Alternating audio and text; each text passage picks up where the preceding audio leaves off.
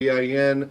This is Nikki Large. She is here on behalf of Caulfield Holdings Botanicals Ltd. Spelling is on the pleadings, but it's Caulfield Holdings Holdings, Botanicals Botanicals,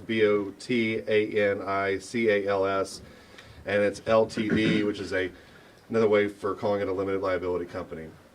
We're here today to give a couple updates on some of the things that have been going on related to medical marijuana and the lawsuits that we've both recently filed and the lawsuit we filed against the City of Broken Arrow.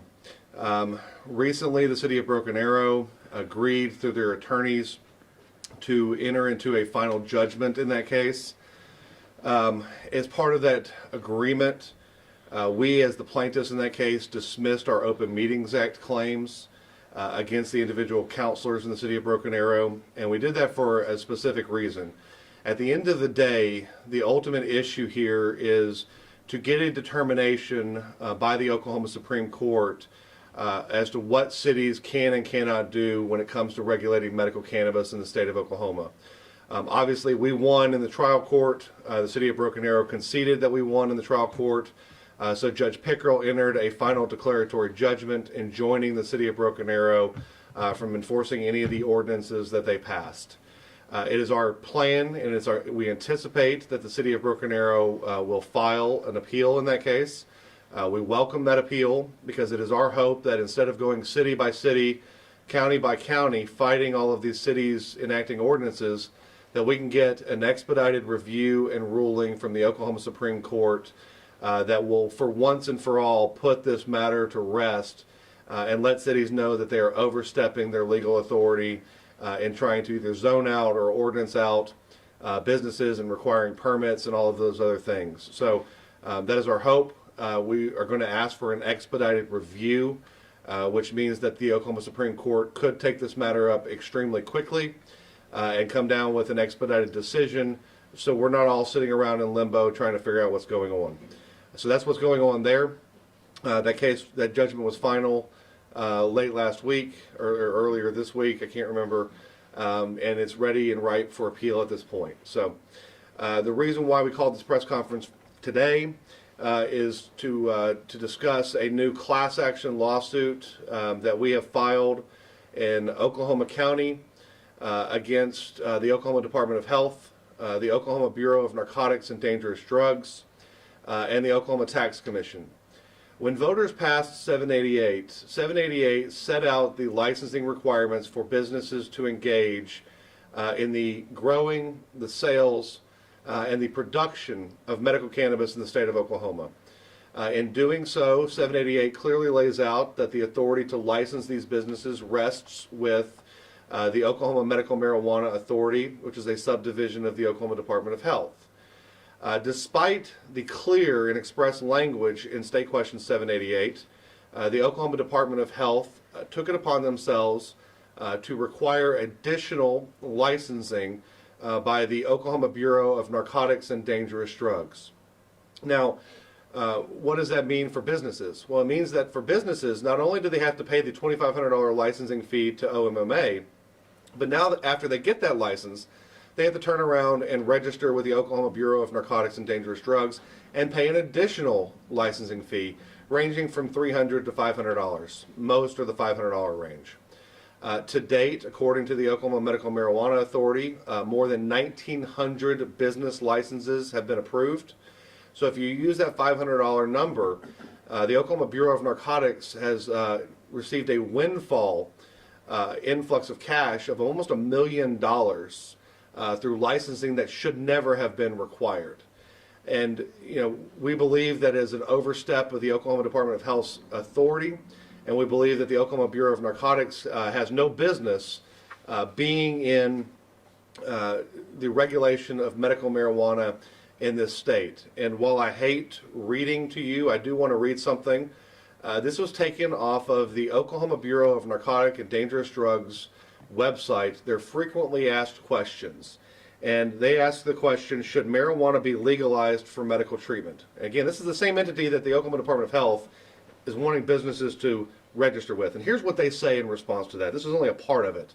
It says, If there was a shred of credible evidence showing marijuana had legitimate medical value, it would have been legalized for medical treatment years ago. Groups pushing, quote, marijuana as medicine, unquote, do not care about sick people. Don't let them fool you. They have an agenda. They know if marijuana is legalized as, quote, medicine, it will provide them with a legal loophole to smoke pot whenever and wherever they want. Marijuana is not medicine. It is an addictive and destructive drug which has laid the foundation of today's global drug crisis. These are the words of the Oklahoma Bureau of Narcotics, the same one that the Oklahoma Department of Health is trying to force businesses to register with. It's clear what their position is on medical cannabis in this state. They've had more than enough time to change their position and update their website, and they've chosen not to do so. So the lawsuit that we filed today on behalf of businesses was filed on behalf of Caulfield Holding Botanicals Ltd. It is a class action lawsuit. So the lawsuit, what that means is that Caulfield is not only suing on behalf of themselves, but they are suing on behalf of every single medical marijuana business in this state. Caulfield is located in Tulsa, Oklahoma. We're going to let Nikki talk about that in a minute. But they are a small grow operation, and they want to represent every business in this state that's being forced to pay these fees that we believe are unjust. So we filed a class action lawsuit against both the Department of Health and against the Bureau of Narcotics, seeking two things. One, to stop the licensing requirements with the Oklahoma Bureau of Narcotics. And two, we believe that the businesses should get their $1 million back. So we're asking a court to order the Bureau of Narcotics to return those funds to these businesses. The second part of our lawsuit is related to sales tax. Oklahoma State Question 788 laid out specifically the tax to be charged for the retail sales of medical cannabis. And in doing so, it specifically and expressly states that that tax is 7%. The Oklahoma Tax Commission has come out with directives treating that 7% as an excise tax. And what that means is this: they are asking patients to pay the 7% excise tax on top of regular sales tax. So what does that mean for patients? It means patients are going to be paying in excess of 15% tax on their medicine.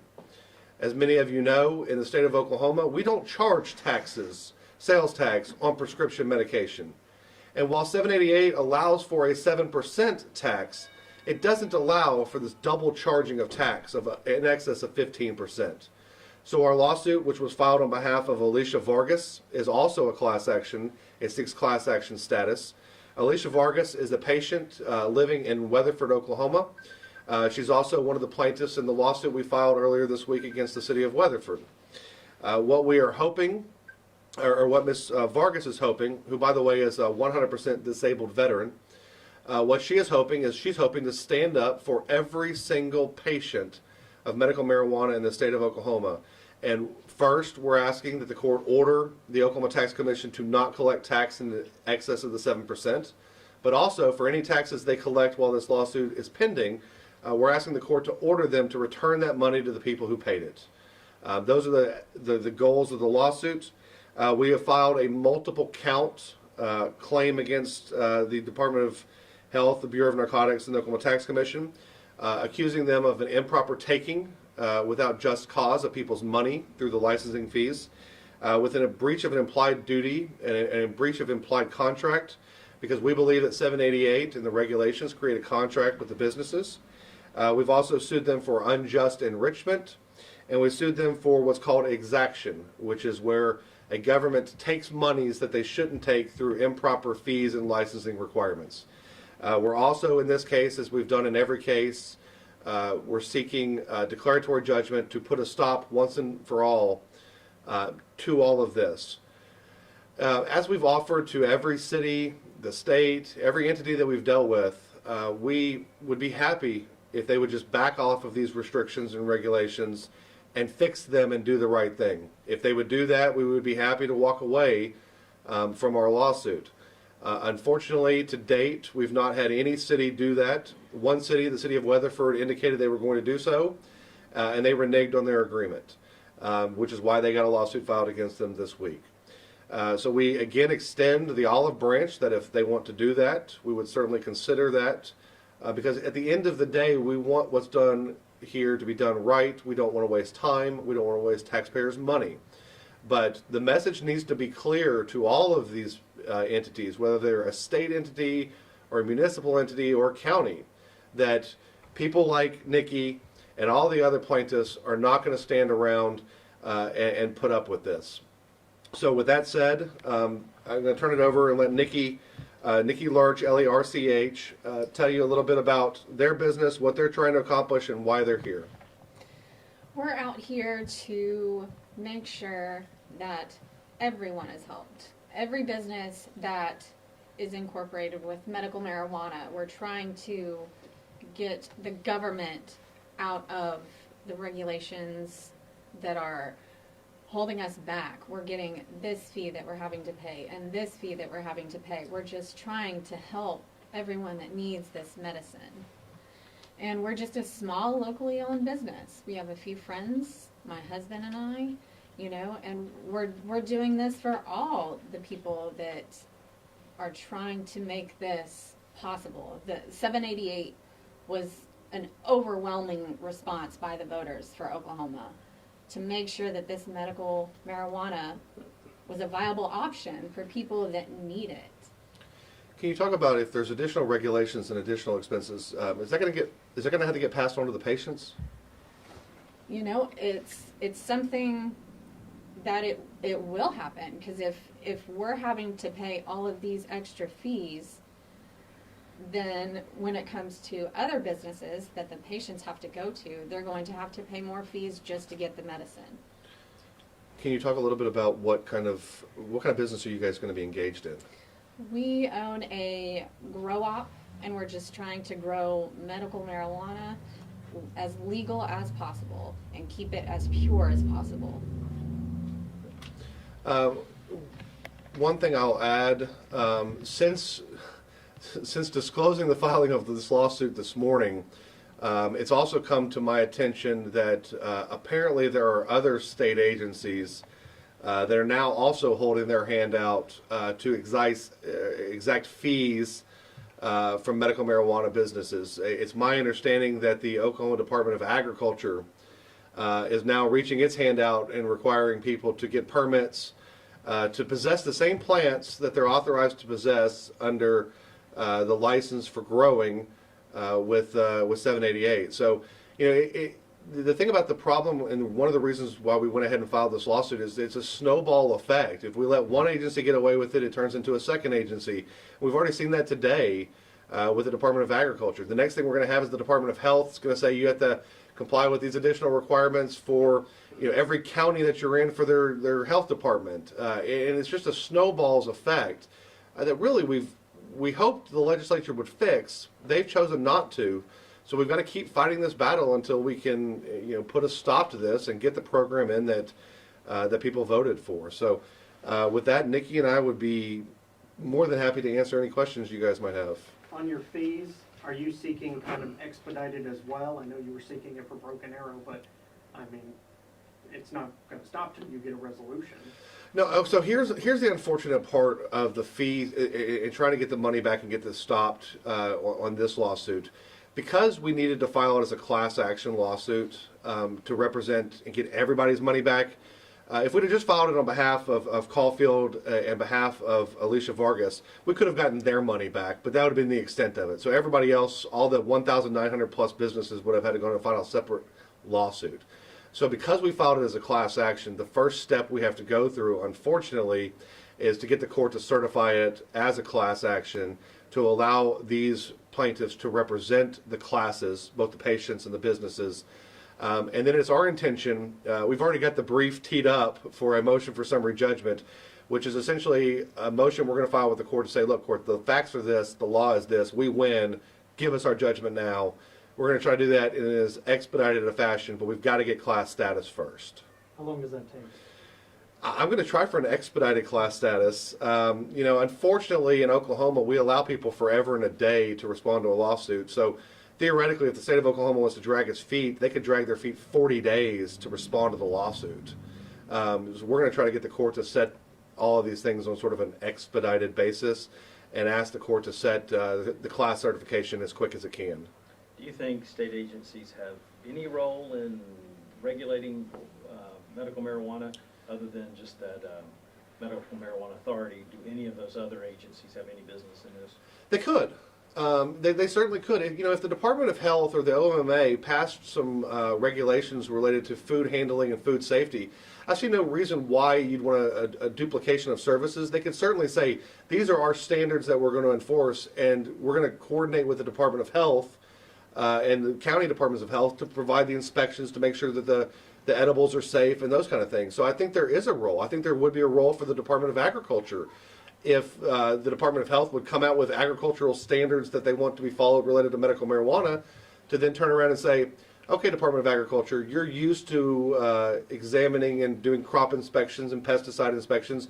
We're going to task you with performing those inspections and making sure that these businesses are compliant in that aspect. So I think there is a role for that.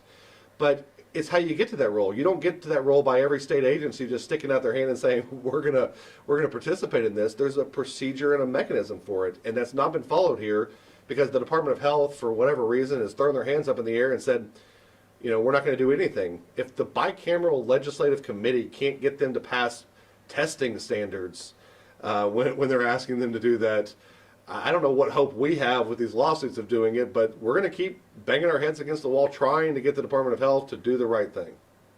In cities, do they, is it just going to have to go to the Supreme Court?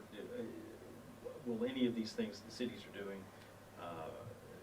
do you want them to have any role in it, or do you want just a statewide Supreme Court settle it and figure out what cities can do? The unity plan that we proposed and we worked very hard on when asked by the legislature deals with the issues of cities, and it authorizes them to have some control. But when you have a statewide industry, what you don't want to have happen, and why we won the lawsuit in Broken Arrow's case, is because you don't want every single city being able to pass whatever restrictions they want to pass.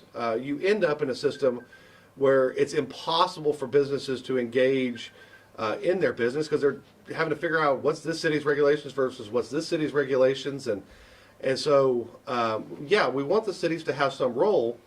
The cities already have a role. They can, if they would just step back and classify things in the places where they should already be classified, they could have a say in where these things go. For example, a commercial grow operation very clearly fits into an agricultural scheme or very clearly fits into an industrial classification. They already have codes for those things. If they're worried about somebody using butane to extract marijuana in that process, they already have building codes and fire codes. I emailed back and forth with some of the fire marshals for Tulsa that said, I was trying to get a general answer on that, and what they said to me was, we would need to see what you're planning on doing, what the plans are to determine what building codes are applicable. So they already have those standards in place. Why not just enforce the standards you apply to everybody else to these businesses? Because they fit. It's an agricultural crop. It's a medicine. So you've got other areas and things you can compare it to and treat them in a fair and like manner, and we're gone. We're going to go away. A class action lawsuit on behalf of 2,000 businesses, that's obviously a lot of money at stake and a lot of money that's that you're asking to be returned. Is there any precedent, any class action lawsuit in recent memory that's gone to the state of Oklahoma like this, that's been won? That's gone to the state of Oklahoma. Off the top of my head, I can't think of one specifically I can give you an example on, but class action lawsuits of this type are common.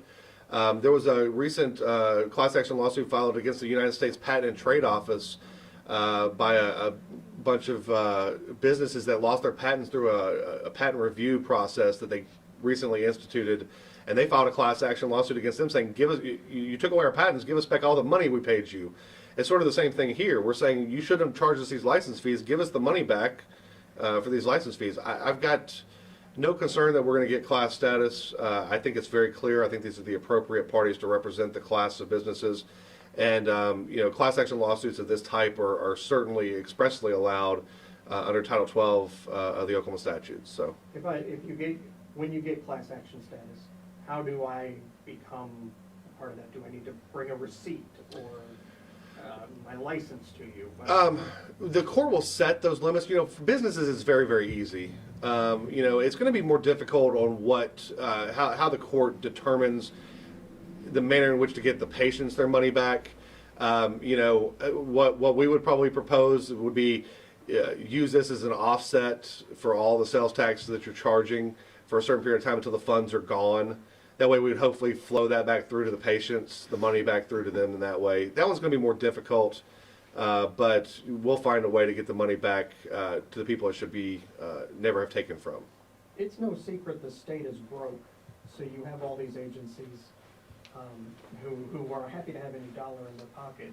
I'm wondering if you're concerned if this takes long enough, they're going to go into another fiscal year and another budget. They're going to spend the money they've already collected, so, I mean. That's not my problem. If they spend it on something else, they're going to have to figure out how they're going to pay it back. If they have appropriated that for the Bureau of Narcotics carrying out their agenda of trying to do whatever they can to make sure medical marijuana is not happening in this state, they're going to have to figure out where they're going to pinch pennies to pay that money back. And yeah, state agencies in the state of Oklahoma is hurting. But what they're doing by these fees and by this additional tax on patients is not the way to go. If they're that desperate for money, then pass recreational marijuana and tax it to the end of the earth. Let recreational users pay all that money and make our schools palaces and give teachers pay raises. Let's do it that way. Let's charge the people who aren't using this as medicine. If we need the tax revenue, I think Colorado just came out that they made $200 million in tax revenue in the last 12 months off of medical cannabis. Imagine what $200 million could do for the state of Oklahoma. And so, I'd be all for working with the legislature to write medical recreational cannabis laws. Ms. Large, how are these fees, those things affecting you as a startup business? It's causing us with our bottom lines, it's adjusting it because we're having to pay for this and paying for this. And, we're just a small business. We're trying to just help people get what they want. 788